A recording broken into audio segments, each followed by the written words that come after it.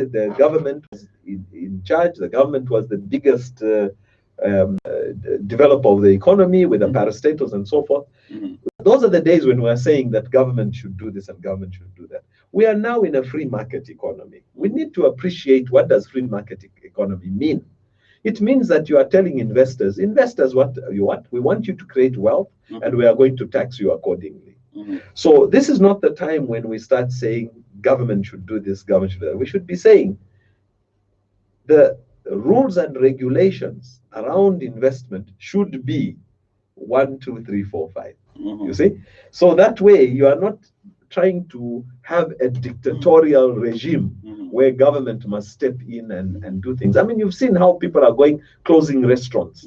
People are going in, closing factories. People are going in, and these are politicians and people with power walking in. They're still using that mentality of yesterday. Today, if any business is misbehaving, there's a regulator. The regulator should go in and say, we've come to inspect your business. You have not complied with 1, 2, 3, 4, 5. The penalty is this. Not somebody to just walk in and say, I'm taking away your licenses. It doesn't work like that. That is going back to the one-party state way of running our economy. So when we are looking at investment, I've seen some comments around investment in the mining sector, especially around gold mining now. What percentages should the Zambian government through ZCCM-IH, through IDC have in some of these new mining investments? That actually takes us to the next point, Mr. Doja, the issue of the gold and the consolidated gold company shareholding between ZCCM Investment Holding and an equity partner, I would call it. Yes. An external equity partner. And there's been a furore. Yes. It's cacophony countrywide. Yes. People seem to have an issue with a foreign company coming in, laying stake, in consolidated gold company, insofar as the mining of gold in this country is concerned. Absolutely, and I think there are legitimate concerns. I mean, some of the comments that have come out are saying, why are we saying we need to bring in an outsider when the local people there who started mining the gold, got out some kgs of gold, raising as much as $1 million? Why should we now say we need a partner outside who's coming with a 2.5 million when your own people have already raised 1 million? So let your own people invest in this business, give them the opportunity. And I think that is extremely valid argument to put on the table. Yes. And so where the opportunities are for domestic investors, Zambian investors to invest, let them invest. This 10 billion kwacha we are talking about that's available, which is roughly what, if we were talking about 10 billion, that's roughly $500 million. If that kind of money is used to say, let us empower our Zambian investors who are investing in the gold mining industry to invest as primary owners of these mines, so that we can ensure that the resources are remaining within the country, I think that is a very positive thing to look at. But on the other hand, we must also recognize that if you are going to look at, say, a fairly large mining operation, which needs a huge amount of money, if an investor comes from outside and says, I'm bringing $500 million to invest in this thing, you can't also say, no, I want 51% of your money. You are being ridiculous, because that person is bringing in this money. It is their money. They want to be able to manage that money and manage that investment. So what we own is the opportunity. So we need to have an equitable relationship between the investor and the partner, who in this case might be ZCCM, IH, or IDC, or whoever it might be, on behalf of the people of Zambia. And that relationship must make sense. You will agree, even yourself, if you've got 50,000 kwacha and you want to put it in a barber shop, and your friend says, no, I will run the barber shop, don't come to the shop. Since I'm the one with this idea, let me do everything. You'll go there after 4 weeks and find all your money has been squandered by this chap. You see what I mean? So the one who has invested obviously doesn't want to lose their investment, and therefore they want to look after the the investment very seriously. Mhm. The one who has not put any money on the table is likely to be very frivolous. Mhm. Is likely to say, no, no, no, no, I need to benefit from this, even though you have not put any money into it. So there is an argument to look at equity, because the word equity is what have you put in, you see? Mhm. And if you're not putting anything, you can't really demand too much out of it.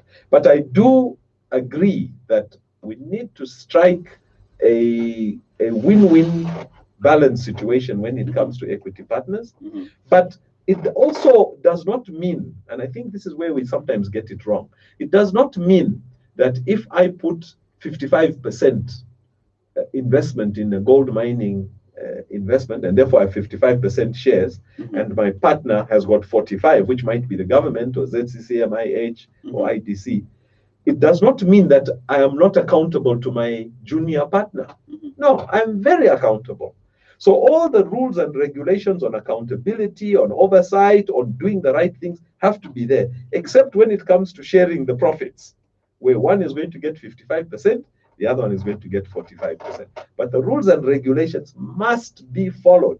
And this brings me back to that discussion we said about having policies and making sure those policies are being followed. Adhere to. So we must look at these things very, very seriously. We must look at it from a very business perspective, Mhm. but we must also put in the checks and balances to make sure that as a nation, we are not being shortchanged. Mhm. Now, a lot of these problems are not to do with the investor, it's to do with us.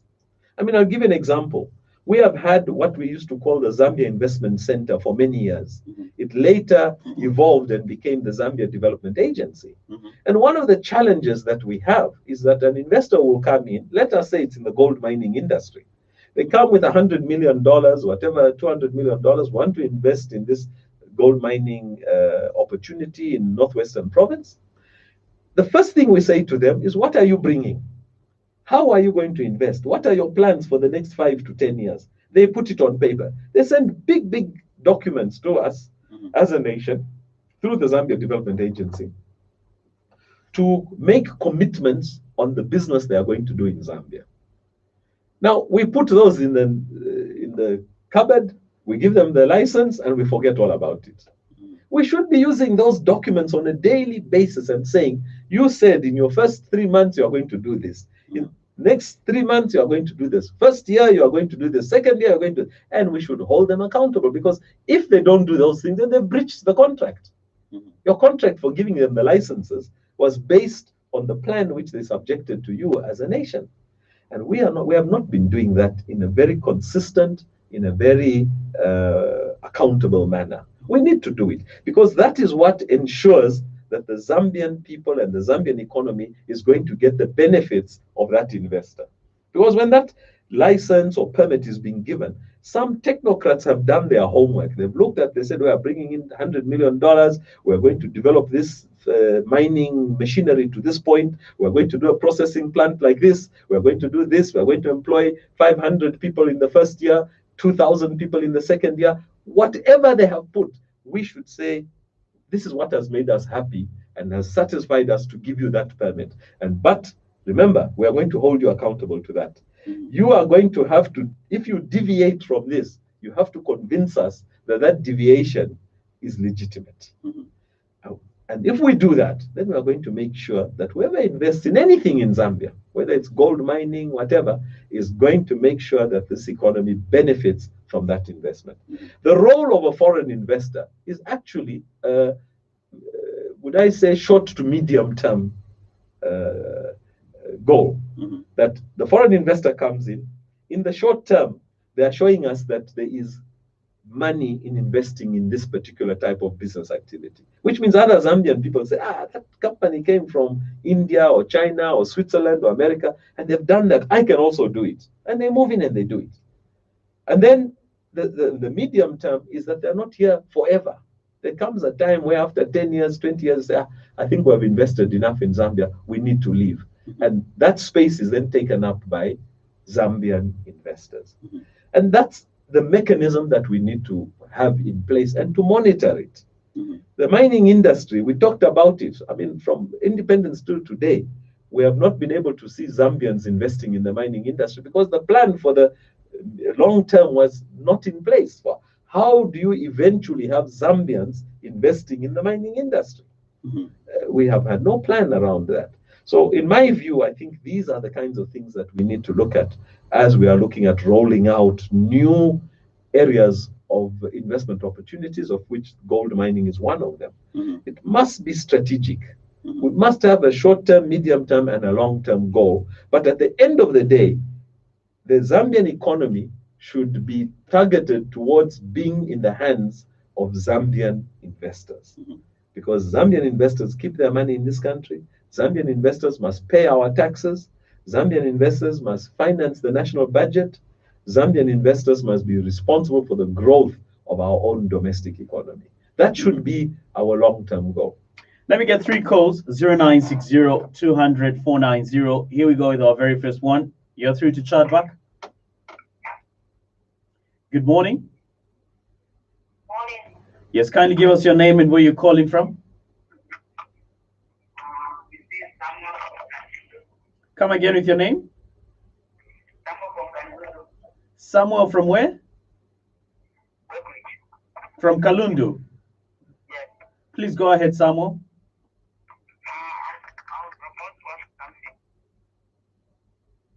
Oh, all right. Seems to have lost his thought line. Let me get another one. 0960 200 490. That is 0960 200 490. And then we'll be able to get interactive with you right on this very station. Here we go with our next caller. Okay, you're through to Chadwick. Hello.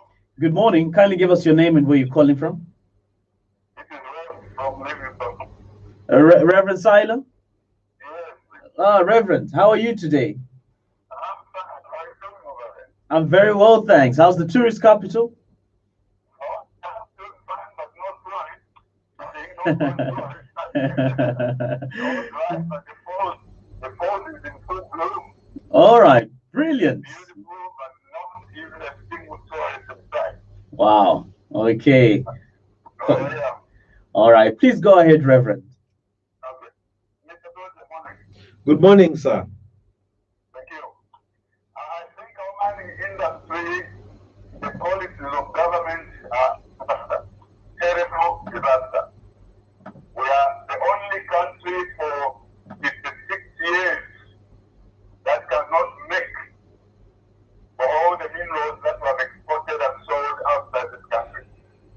This is partly due to poor policies, especially after 1991.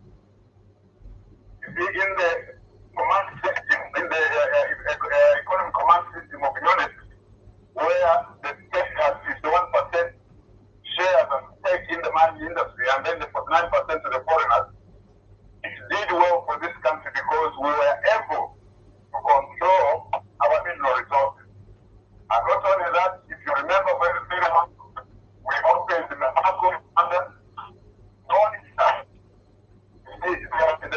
the sale of our mineral resources from this country in the foreign market. But that was all blemished when the new government, the foreigners came in. All that was done away with, and now we became the victims of international racketeering. Even now, if you look at our reports, you find most of our copper is supposed to go to Switzerland on paper, and yet that's not the truth. Our copper is going all the places where we don't know, and there's no accountability whatsoever. And again, why only concentrate on copper? Zambia has been producing copper. Zambia has been producing uranium. But we are silent on these issues. We don't know how much money we have taken out of our uranium from Southern Province, from Northwestern Province. We're only talking about copper all the time. What about these other minerals? Why is there that silence? See, all this has to do with a system that is not transparent. And foreigners have taken advantage of that because they're using some of the big offices to siphon out our minerals, but sell them secretly without them showing on the balance sheet of the country. And then we are at the receiving end of this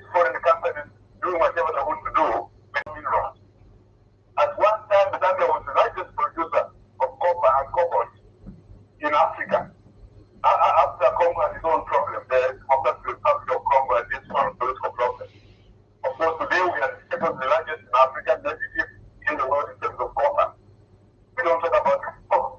We are always talking about copper. What's happening to the copper? How much sales are we having? How much country is coming from there? You see, even the copper social responsibility of this mine.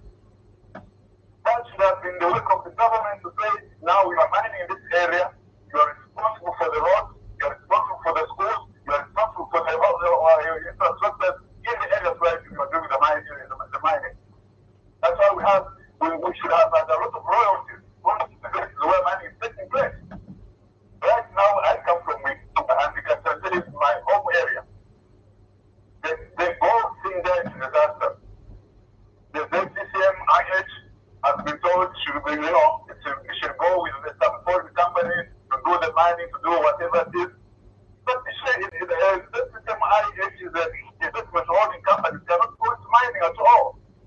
Now, why is this change? Why is this change? It just comes very abruptly. It's because some people are trying to get kickback out of the whole thing. And I think that's annoying a lot because you see, the wealth coming from Northwestern province must be able to develop that area.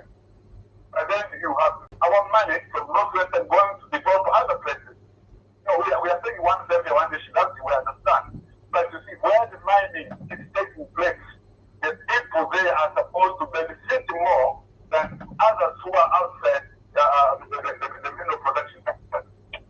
And this is not happening at all because there's just too much corruption, too much bribery, too much gratification, and we have this mining industry now in tatters. We don't know how to release the foreigners fill out. We don't have the capacity to run this market at all because we have wasted our time, we have wasted our resources, we have mismanaged our economy. It's even ridiculous. We give 10 billion quite a stimulus package when Kenya, which has no mining industry, is able to raise $500 million as a stimulus package because of the COVID-19. And yet, as a mineral-rich country, we are only giving 10 billion kwacha. Drop in the ocean and will not do anything to help us at all. I think we need a change of policy. We need things that are going to work for the people. Just mouthing and then doing nothing at all. I think to me, our mining industry is in tatters. If anything, close it down and concentrate on agriculture because it's all in disaster. There's no policy which has worked for us. Thank you. Thank you for coming through, Reverend. All right, so that's Reverend Sila in Livingston. Let me get two quick ones, Mr. Dodia. Please take note of what Reverend Sila in Livingston submitted. 0960-200-490. That is 0960-200-490. Okay, while I queue that call, this one reads, good morning, Mr. Dodia. Don't you feel that we are reliving the KCM experience where we let go of a mine with big potential for a song? They get extreme wealthy and we remain begging as owners, troubleshooting behind them. Also, with the new gold deal, have checks been put in place to ensure that monies are not externalized? Why aren't we learning the lessons? And are you happy with the way the gold issue has been handled? I am not. I think we need a mineral audit to see how much is made from all minerals and how much Zambia benefits. We will wear black for months in mourning. That's from Seppo Lemba. Seppo, thank you very much for that one. Let me get a call added on to that. You're through to Chadba. Lorenzo. Good morning. Kindly give us your name and where you're calling from. Well, this is Lawrence calling from Chilanga. Good morning, Mr. Doja. Good morning, sir. Yes, thank you very much. I always get enlightened when I listen to you. When it comes to the issue of the economy, however, Mr. Doja, whichever platform is on, I'll definitely listen because I get a lot of enlightenment from what you say all the time. So my question is, 60-something years, after independence, what have you felt to get the better deal from our mining companies? I mean, our mineral resources, for example.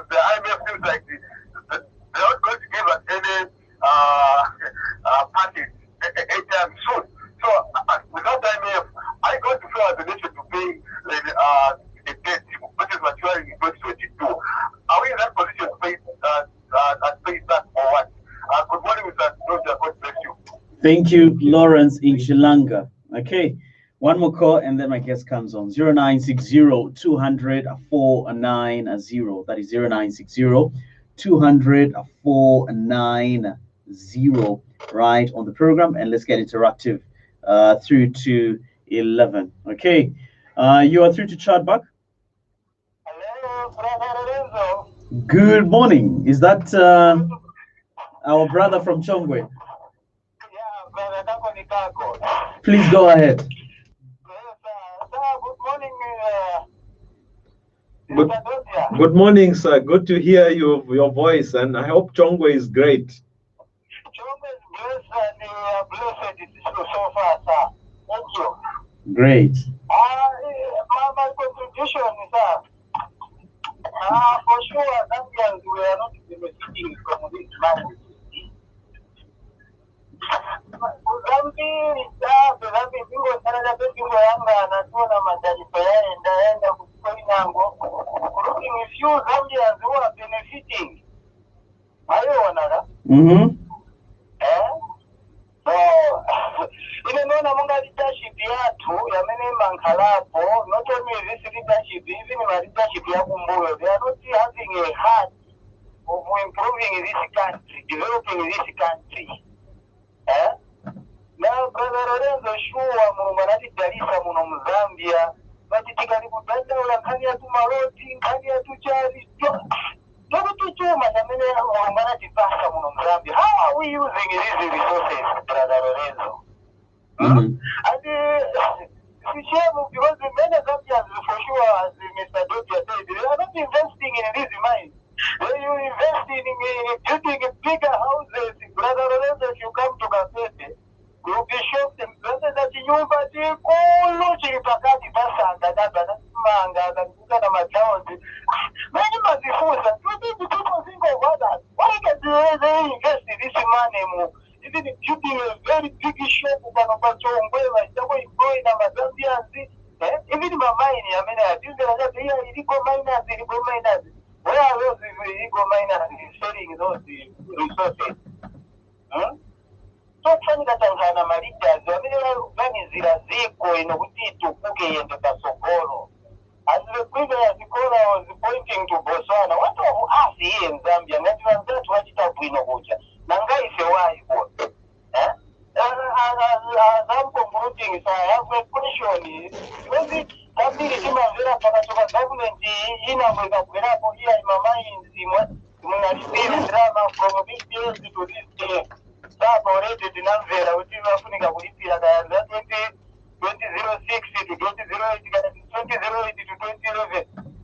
Mishikama kalama agreement ya bwaji bamene hapo. Kuti chuma chienda, watu wawili kapani watatu the benefit on behalf of a poor widow and a poor orphans in that village. We are struggling in a bohozi, Brother Lorenzo, but Murumanati Darisa na chuma muziko mwatomo. Mamaine, ukapenda kuno kuchongo mlemwambele, zona kumbako tupamino, unasa nyatu zimigodi watu wanaenda na chuma. Sitizi wanapenda nashita benefiti gani ndani. Hivi migodi tizata vifugina na jani, Brother Lorenzo, wamina wanatisira kuno kuchongo. Okay. So as I'm concluding, I'm urging the leadership of Zambia to think deeper of developing this country through Mamino, the minimum Manati Darisa now. What I'm going to selfish here, I get it can is running on a local Sogoro, what I got to more is the past leadership worked really for this country, Zambia. Thank you. This is Brother Nikabo in Chongwe Town. Signing off. You can now pick it up in studio. Thank you. Zikomo. Okay. All right. Mr. Doja, what do you make of the calls and the text messages? Well, I think starting with Reverend. Reverend agrees with you. You say our mining policy is in confusion, in a state of confusion. He says it's in tatters. And I think that's very true. Most of the callers have highlighted that what have we benefited from the mining industry, apart from getting big holes in the ground, contaminated water, few jobs for some people on the copper belt, and even the subcontractors are not getting as much value out of the mining industry as they hoped. My comment really about the mining industry is that we have seen that the mining industry has evolved in Zambia in a way that has made it an industry that is difficult to make a good profit. Back in the day, when mining companies did mining, they argued that you needed to have copper prices of around $2,500 a ton for that industry to work and operate profitably. Today, they will tell you it's around $4,000 a ton to operate profitably. Now, what has changed? It's simple. In the 1980s and before, mining companies did the mining. Today, mining companies own the mine. They subcontract transport to another company. They subcontract digging and blasting to different companies. They subcontract transportation of the material from the mine to the surface to another company. They subcontract from the surface to the crusher to another company, from the crusher to the smelter, another company, meaning that mining companies themselves are no longer doing mining operations. Even smelting, it's another company. Yes. Now, the question you'd ask yourself, why are they doing this? Because remember that if there are 6, 7 processes, and these are all being subcontracted, it means that each person there is making profit, which the mining company used to make in the past. Now that profit is going to a subcontractor. And the bad thing about Zambia is that those subcontractors are not Zambian companies. They are foreign companies in that subcontracting value chain. So to us, we are seeing a situation where foreign investors are being given opportunities in our mining sector, and the Zambian investors are not benefiting from it. The Zambian people are not benefiting from it. And what it's also doing is that it's making the cost of mining become very expensive. So at the end of the day, the profit which is being shown is very low. Now, it could even be that some of these companies could even own some of those subcontractors as a way of showing expensive mining operation, which therefore does not translate into profits when you do the accounts at the end of the year. Now, what that is evidenced by is that you will be quite surprised to find out that you have as many flights going to South Africa from Ndola as you have from Lusaka. Of course, before the pandemic broke out. You'd ask yourself, where are these people coming from that are flying to Joburg and coming from Joburg 2 flights a day?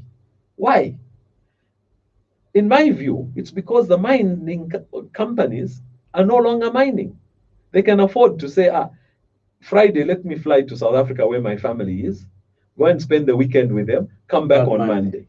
Because the blasting, there's another company doing it. The transportation, there's another company. So what is happening is that the owners of the mining company are being convinced by their management that if you want us to work in Africa, you have to allow us to enjoy certain privileges. And one of those privileges is to partially live in South Africa and partially work in Zambia. And that way, it means that profits have to be shared with these subcontractors. And therefore, the Zambian government loses out because the mining companies are not reporting that they have made a profit, so they're not paying corporate taxes. Other foreign companies are benefiting it. You find that there are companies coming from Zimbabwe, South Africa, which are buying earth-moving equipment and doing all this, and the Zambian is not getting that opportunity. So mines are actually operating very, very inefficiently. And that is not good for our economy. And it's not good for the owners of the mines, but the owners of the mines don't live in Zambia, so they are paying the price of allowing third parties and employees to run their businesses on their behalf.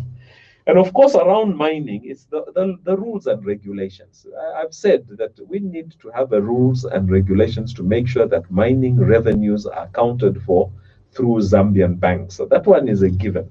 Our colleague who talked about is not happy with what is going on in the gold mining industry. Should have been simple. Yes. I tend to agree with him. It's a she. Sorry, Seppo, she. I agree with her that let us do these things transparently. Let's be accountable. Let's not have a situation where the public are left to guess what is going on, because guessing means you start fabricating thoughts of what might be happening, which may not be true. Let us get evidence and let us make sure that the way we manage the investment in the gold mining industry should be with good policies, should be against good policies, should be against rules and regulations, and to make sure that at the end of the day, the Zambian people will benefit from it. Some of our colleagues also from out there talked about countries like Botswana, Namibia, another. Let's not be fooled. You and me, and the listeners out there, if you wanted to buy today 5 tons of copper, do you know that you can't buy it? And yet it is mined in Zambia. Why? Because the copper doesn't belong to a Zambian company. It belongs to foreign investors. And these foreign investors have got contracts to supply this copper to China, to India, to Europe, wherever it is. And therefore, there's no copper for you here. The only copper which a Zambian company has managed to secure, and even that Zambian company is not a Zambian company, it's a foreign company in the name of Zamefa, which was a Zambian company at one time. It was a parastatal. That's the only company which now can secure copper from the mining industry to make copper cables in Zambia. There may be another one. There's an Asian cable manufacturing company based on the copper belt. But we had opened the Chambeshi economic zone specifically to see how we can do value addition to copper. We have not done that. By this time, Chambeshi has been, as an economic zone, it's been there for more than 10, 15 years. By this time, we should have had 4 Zamefas, all making copper cables and copper products in Zambia. And that should have meant that the export of copper should have been reducing, because it should be feeding the domestic industry, which should be adding value to the copper. Copper is selling at maybe say $6,000 a ton, right? When you make it into a finished product, it becomes $60,000 a ton, 10 times more. And that 10 times more should be benefiting the Zambian economy through value addition in Zambia. So we've not done that over the years. We've talked about it, but we've not done it because the policy that we have had has not been implemented in a way to ensure that Chambeshi economic zone should have had 5 or 6 copper processing companies, to the extent that we would be selling and exporting finished products. But again, I'm coming to our colleagues from outside, talking about Botswana and this. As I'm saying, let's not be fooled. We cannot buy copper in Zambia because that copper is sold outside. You cannot buy oil in Angola because the Angolan oil fields are owned by foreign investors. The oil doesn't even come into the country. Angola's oil is offshore drilling. It goes straight into a tanker from the sea, pumped into a tanker and goes to America, goes to Europe. Angola itself has no oil. So even if you had a pipeline from Angola to Zambia, what are you going to put in that pipeline apart from water from the sea? Because there's no oil that you are going to buy. It's already pre-sold to other economies. So same thing with the diamonds in Botswana. If you look at Botswana and Namibia, there's a partnership between the government and a private investor, De Beers. That's why it's called Debswana, right? What do you know? Do we know how much is being shown to the government of what is being mined in those mines? When you have a powerful investor like that, you have a similar situation as you have in Zambia, where it's up to the investor to tell you how much copper they've mined. It's up to the investor to tell you how much cobalt. If they give you wrong figures, you just accept them. And this is prevalent across Africa. So when you see small economies where they've got a diamond industry, but they've got a population of 3 million people and things look okay, scratch your head and think again, because you might find that something like 80 to 90% of the value is disappearing, and the 20% which is remaining is sufficient to look after the people in that country, so people are happy. I'm not saying that's what's happening in Botswana, but if you look at what is going on around the world, you look at our own countries, what is going on around the world, this is the blueprint of that kind of investment in these kinds of industries, where the investor, it's up to the goodwill of the investor, it's up to the kindness of the investor to say to you, in this mine, this is what we have mined for you. Look at emerald mining in Zambia. Where is the clarity and the statistics on what is being mined in this country? We don't know. The only way you can really know is if you go to the countries that are buying our emeralds, which is India, and ask them and say, how much emeralds in terms of kilos or tons have you bought in 2019, 2019. They tell you we have bought 5 tons of emeralds. Come to the auctions here, the emerald auctions in Zambia. How many tons of emeralds were auctioned in Zambia? They said 2 tons. That's why they said they bought 5 tons. Here you are saying you exported 2 tons. What happened to the 3 tons? The 3 tons is the one you never saw, that you can't account for. And that's the same thing with the copper mining industry. That's the same thing with gold. That's the same thing with oil. These are very complicated businesses, and they require a very strong government to be able to say, we are not going to allow this to happen. We must make sure that the policy is protecting the interests of the people. So that doesn't mean that we should sit back and say, well, it happens in Angola, it happens all over. Let's also sit back and leave it. No, I think maybe we need to be the ones. Zambia has always been a country that has pioneered. We should also pioneer accountability. We should pioneer transparency so that other countries, other African countries can say, Zambia did this. I think let's follow what they are doing. And really, this is a responsibility we have towards our own people, but also towards the greater good of the continent. Let me get to read 1 or 2 texts and then accept maybe one last call on the program. This one reads, please, Lorenzo, let Mr. Dodia make a comment. Number 1, emeralds and diamonds are controlled by Senegalese. Copper and cobalt is controlled by whites and Chinese. Manganese is controlled by Indians and Malaysians. Gold is controlled by the Chinese, Americans, and Sudanese. Uranium is controlled by the Americans. Game reserves are controlled by foreigners. And number 7, mobile money booths, Shabins, Kumatemetu, WhatsApp groups are controlled by indigenous Zambians.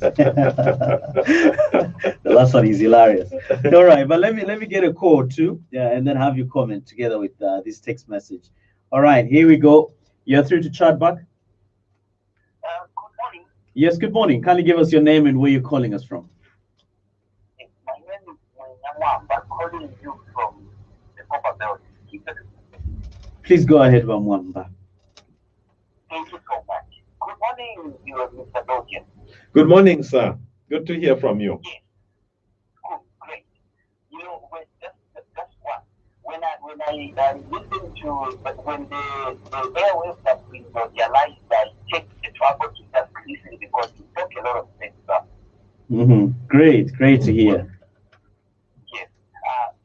My contribution is as follows. One, what I believe has contributed to the mess that we have found our industry, our mining industry, is today is for me, one, political interference in the formulation of the policies.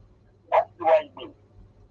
When in Zambia, our politicians that have so much power that they can pull the strings even from the comfortable seats of their offices to direct the policy that each discussion, each negotiation is taking. So for me, this has contributed a lot. 2, on the same political interference, make the situation where this powerful man in political offices will just go and instruct the recruiting team to say, I want you to put this person who is even ill qualified for this particular job. And then we've seen situations where somebody says, oh, we just have to put this person because we received instructions from up there. Poor policies, poor policies. Our policies are so weak that they, instead of doing a job, they favor the people that have come to do business. Because at the end of the day, the situation is a win-win situation between we as the country that owns this land and the people that have come to invest in the mine.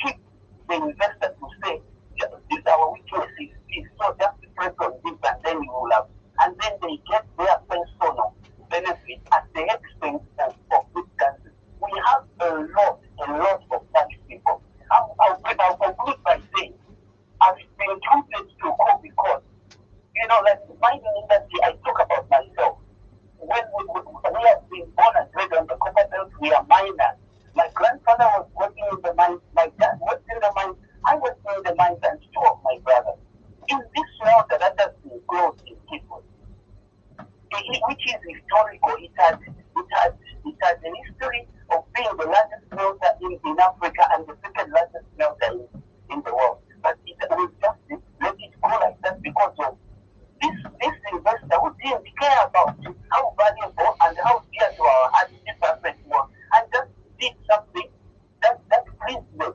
And this is the mess that we are in. Take with talk of KPA. Thank you so much, and be always be blessed. Thank you, Mr. Belgium, and make a great contribution. God bless. Thank you for coming through. All right. you. I think he was our last caller in the interest of time. All right. Yeah. In conclusion, how do you wrap up, Mr. Dodia, in about 2 minutes? I think the last two colleagues who have Quite on point. Let me just get one last one. Sorry. Yeah, sure. Okay. All right. You're through to Chadba. I've exercised my prerogative to accept you, considering that you've been trying for a long time. Lyson, how are you? Good morning, sir. Though you have 2 minutes, Lyson.